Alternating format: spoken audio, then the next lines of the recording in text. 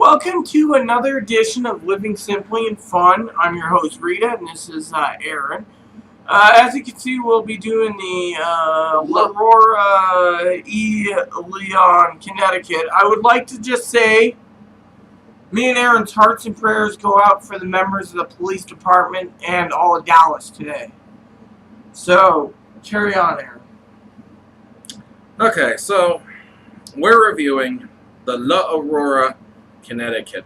This is a special size. In fact, they come in Toros and Torpedoes. This is a Robusto. This only comes in a sampler pack, as far as I know. That was designed to show off some of the Aurora brand. Now, somewhere here it is. These come out to about $3 a stick. Again, another fairly budget Aurora. Now, this has a Connecticut wrapper. No info on whether it's a Connecticut shade, whether it's from America, whether it's Pennsylvania, whatever, whether it's an Ecuadorian Connecticut. It has a Dominican binder and Dominican long filler. The blender for this was Leon Jimenez. If anybody ever wondered why Leon Jimenez is the blender and it says E. Leon on it, it's because the founder of La Aurora's name was Eduardo Leon. And the La Aurora is the oldest factory in the Dominican Republic. So, kind of interesting because we just talked recently about... would you get off that tablet? Sorry, I was looking up the picture of Moppy wearing the Burger King crown again. We were just reviewing the Joya de Nicaragua, well, I was, and found out that Joya de Nicaragua is the oldest factory in Nicaragua. So, and wasn't that the one that became vomitous at the end? No. Anyways, that was Esteban Carrera. Excuse me. So, that's interesting that I found that out. Now I'm wondering who the oldest is in Honduras. But, you know, I know J.C. Newman's like the oldest in the United States, so there's 3 of them. So without any further ado, this wrapper is, well, you can Sorry about the dog. No. No. No, you're encouraging him. So as you can see, there's some seams on here. It's not the best looking wrapper. It's not particularly smooth. Primarily right there. You can see the seam there. Some people that really matters to them. It's fairly nice and firm. Very little crackling, so it's not too dry. Could be overly fresh. Oh, very stinky. Have you smelled this? Yeah, I can turn the fan. Very, very strong, kind of almost Liederkranz type cheese smell. It smells like sweat socks and rank feet. Very. This is one of the strongest smelling Connecticut wrappers I have ever smelled. However, just remember what we said in our previous videos. Smell is not always the case with taste. No, but if you have, say, 60 of these in your humidor and you open it up, you might be like, ooh, it smells like a cesspit. It's one of those things to think about. The dry puff doesn't taste that good this time around. Kind of leathery. Usually there's a bit of sweetness in the dry puff. Anyways, let's get into this. Let's kick the tires and light the fires. So, we saw a lady today, funny thing while we're lighting this up, got into an accident, then she goes and talks to a guy right after she totals a car basically. Oh, I'm buying a Corvette. Right there, yeah, next door to the accident site. It seems, though, that she was the victim and that she wasn't at fault, so she's probably thinking she can go after the guy's insurance to buy her a new car and she could get herself the Corvette. She looked like a high school girl. So, kind of bitter leather straight from the beginning. How is this? Good, got it. Looks like you got it. A little maybe over torching. Mm, actually, tastes like salted caramel leather. Yeah, I could see that. It's got a little bitter flavor to it, though. And these have been aging now almost a month, so... Next month's my birthday, so I got to figure out what I'm going to do for my birthday.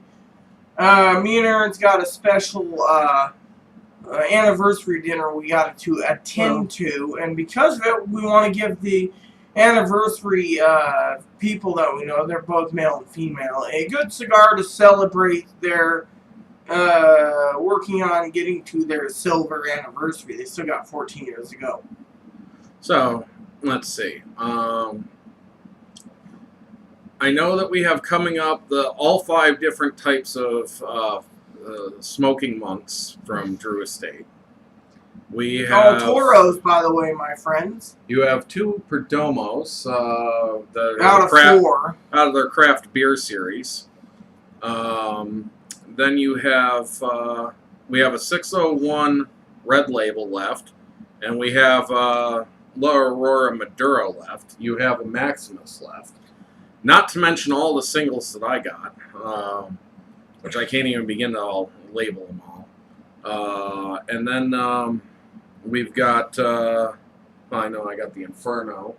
I also got some blend labs coming that me and Rita will get to try out. I've never reviewed a blend lab. That'll be kind of interesting. Okay.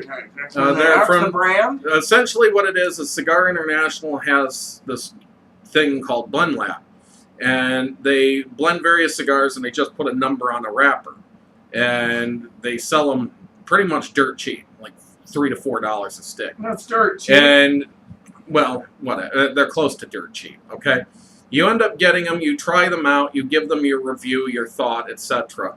Whatever ends up doing really good might end up becoming a real full-time cigar with an actual ban, because it's kind of like a blind test. These could actually be from famous blenders, too. These sound really cool. I didn't think that. So maybe we'll get our own blend. They don't advertise the Blend Lab very much. I saw it years ago, and I'd forgotten all about it. But when I ran across a Blend Lab again, I was like, ooh, they still do that?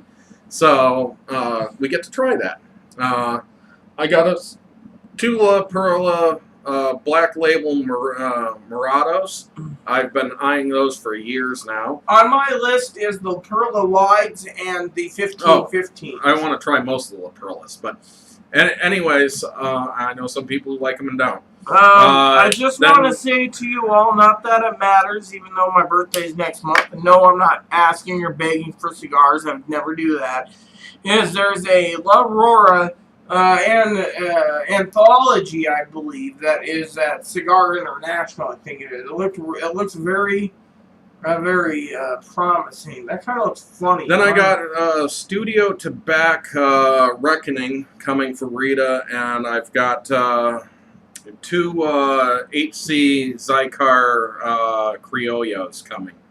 Also, something that Rita doesn't know here is I found out today that one of our subscribers has the same birthday as Rita, so that's going to be kind of interesting. Nick Crawley has the same birthday as you. Well, Nick, here's a little history about my birthday. My sister was pissed off because I was born on her 19th birthday. Mm-hmm. There you go. Ta-da. I popped out, sister threw a fit. Yeah, because she was now the oldest child and not only the only one born on that day. That pretty much ended her getting any more presents and gifts within the family. Then she fled to Nevada. Yeah. Anyways, that's, as my cousin Corey, if you're watching that was odd. I actually had an entire half of the cigar that just was not burning. That's what I was wondering about. Anyways, Corey, if you're watching this, cuz, as you know, with my family, and my families from dad to my siblings, to our family with the entire aunts, uncles, grandma, etc., we should have been on the Jerry Springer show, as he said. So keep up the good work in Oregon, my cousin. Your family's strange every way, and not just dysfunctionally strange, but in coincidences and facts strange too. which is cool, I guess. As for the cigar, it still wants to burn wonky.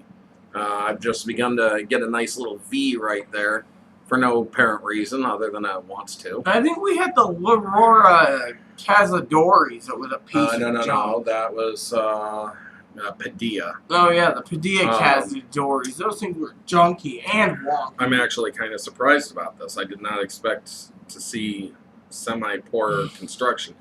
But the flavors on this are still kind of a leathery caramel salt. Yeah, leathery caramel is what I'm picking up. And slightly bitter with some spice as well. Talking about cigars for a second, I think Robustos and Toros are best used with a V cut. Aaron left the V cut with me last night, and this morning I used it, and I had no draw whatsoever. So I pulled out my trusty RYJ one right here, the guillotine that I want to say thanks to Johnny Sticks. He knows I'm an RYJ fan, and thing opened up right away. I'd still like to get a pair of cigar shears. I would like to get a Cohiba. Anyone out there know where I can get an awesome Cohiba guillotine, even though Cohiba Red Dot sucks? Their black label we've never tried yet. And if any of you notice, I went bald again. It'd been a while. I even shaved off the rat on my face. I was telling Corey, if you're watching this, which I will give you a link, I told Aaron, I bet you, just being your cousin and all, I can get away with this. I bet you'd look really damn cute, completely bald with no beard. I mean, that beard just, I don't know. I'm a woman who don't think beards are nice. But he'll grow a beard and keep the head Mr. Clean all summer. Yeah, and it's getting to the point that we're getting late enough in the year I might need to start growing for winter now. But I think I'll keep it clean throughout all July and start like mid-late August. Depends on the weather, too. We could have an Indian summer, too, this year. Yeah, we got such a late summer pop-up, so... Yeah, and right now it's 81 degrees, everyone. Last year, it was 110 here. You know, there might be some kind of natural coconut flavor in here. I'm not talking the sweet part. If you've ever had coconut, there's also kind of a bitter part to coconut. Yeah, I'd have to agree with that. Not that it matters. I do use coconut water bar soap. It's kind of more the background flavor. Kind of like jalapeno kind of has a nice flavor behind the spice. It's not everything's always straight up. On coconut, if you take the sweetness away, take the fluids away, there's kind of a bit of bitterness that kind of sits there. And it kind of reminds me of that in the cigar just a bit. Yeah. And that's something I've never tasted in a cigar before. So I guess that's a good thing in a way. Well, I suppose we should get to you at the halfway point and not talk your ear off. Probably irritating you already. Tuned. See you in a second. Hello. Welcome back to the halfway point of this. Aurora, Connecticut. We're about the same. Yours is just... No, we're not. But I let mine go out. Stupid of me. The flavors have mellowed out quite a bit. They've started blending better. They were a little chaotic at the beginning. It was just kind of leather toast, strong flavors. It wasn't working together. In the second half here, it started to gel and blend. A little pepper, a little spice, a little toast, a little leather, but it's blending nicely. So it's still a little wonky. I'm getting some of the leaf wanting to bend, but I haven't needed any repairs. So that's a good thing, other than when I let it go out, and then I had to relight it. But yeah, I was busy on Facebook, and stupid me, didn't pay attention. So it happens to the best of us sometimes. I have to agree with Aaron. You know, every flavor that he said is completely right on the money. I had a couple of light wonkinesses, like you just saw. I fixed it. It was starting to do a small hangnail. So, you know, it's just a very good, very fine cigar. But if you can see that, it's kind of curling at the one corner. That's kind of some of the wonkiness I'm talking about. That doesn't need to be fixed. I got to get up in a minute and check my... It's just going... It'll be fine, though. It looks like a little nail kind of sticking up, like a cat You got claw. a nail in your foot the other day. Yes, I did. Local business here is having some renovations, and they had some nails on the sidewalk, and I bent one in my shoe, and luckily it didn't stab me or anything, but I called them up and complained and said, hey, you guys need to start sweeping up your sidewalk so those nails aren't out there, because it's not a good thing if somebody gets one in their foot and then they didn't do anything. So, go figure. They were supposed to do something they didn't. I guess they don't care if they get sued. Not my problem. Unless I'm the one who gets the nail in my foot, then I'm going to be really upset. I would sue, but that's just me. So, anyway, shall we, I'd probably finish just try up? to get them to pay any medical bills. Well, shall we, Yeah, we'll get into the final third here and see how this progresses. So far, so good. Stay tuned. Hello, and welcome to the final third of this Aurora, Connecticut. Speaking of the wonkiness of the cigar, you can see there that it's decided canoe a bit. You'll also notice that mine's a lot longer than I prefer for a final third, but Rita, show yours. Rita's smoking pretty fast on this. So, you know, to me, I kind of find it more of a slow burner. As I said, I did let mine go out at one point. I'm still finding this to be rather in touch with the leather. I've kind of noticed a few almond notes here. Still toasty, great marriage. Good cigar for $3, even if it is wonky. That would make it for a good yard guard, because at $3 a stick. For And some we bought people, a 5-pack, right? for some people, no. Well, we bought a 5-pack sampler of Auroras, and we've reviewed 4 of them now. Only got the Maduro to go. But at $3 a stick, for some people, this would be a cigar that if it ended up going crazy because of wind or something, they could just toss it. If they dropped it and ran it over with the lawnmower, they wouldn't care. Talking about wind To for me, a second, this is a little expensive for a yard guard. Talking about cigars for a second and smoking. As some of you know, I prefer a pipe, and you don't want to burn a pipe during in the wind. Well, I got my pipe lit after 3 matches, and it burned all the way down. But it was burning hot, and it was burning fast because of the wind. So, just so you know, if you guys are looking and thinking about smoking a pipe, take my advice. Smoke it indoors where there's no wind. Now, this is beginning to even out. I just showed you that I kind of had a nice thumbnail going, or hangnail, as some would call it. Because it was wider, I call it more of a thumbnail. But it just fixed itself right after I took it off camera. So, you really don't need to fix a cigar even when it does do something funky. And it does want to do that. So, I'm kind of surprised at the cheapness of the quality, though, for a low Aurora. Even if it's a discount, the Impreso, Imperialis was far better constructed than this. The $14.95 is cheaper than this, too, and slightly better You were constructed. thinking of buying a box of those, weren't you? I'm still contemplating buying another box of $14.95s, but in Churchill, I think. Those were very, very good in Churchill. There's a couple I've been pondering. And that's thanks to Joel. I got to try the Churchill, and then we reviewed the Robusto, and it was just as good. But the thing is, I really liked the aging flavor that came out of the Churchill that I didn't quite get in the Robusto. So, just something I really liked was that.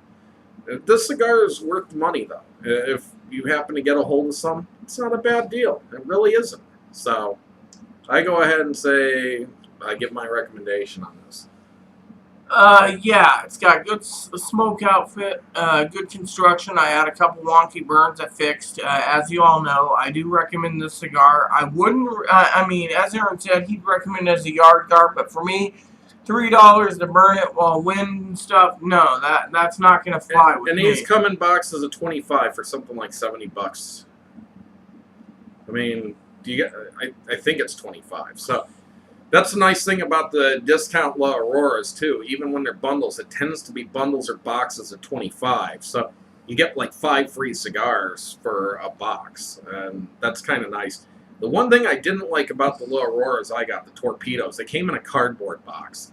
Yet I saw somebody just the other day who actually had a wood box for La Aurora. So it depends on what vitola you buy, whether you get a wood box or a cardboard box. And I suppose. am a big fan of the wood boxes and not the cardboard. I do like the nice lacquered ones, like the Gurkhas, how they got the little ship on the one for their red skies, and well, you know. I thoroughly love the Colt one for the Colt flatheads or box presses. It had like metal straps on it, reminded me of an old style trunk, but it was flat.